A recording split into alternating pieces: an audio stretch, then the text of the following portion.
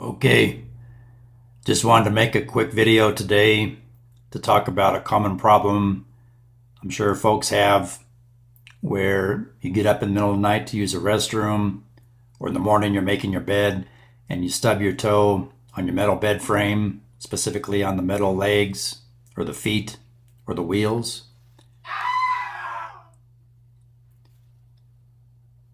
So they might look something like this.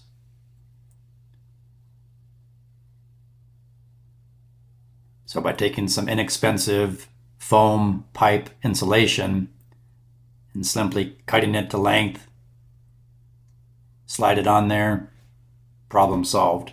Wow. If you have wheels on the bottom of your bed frame, the foam pipe insulation will also work for those as well.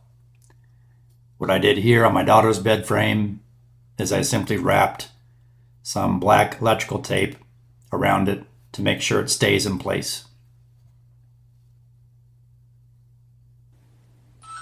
I hope this information helps. Please like, share, subscribe, leave me a comment for future video topics you would like me to cover. Thanks for watching.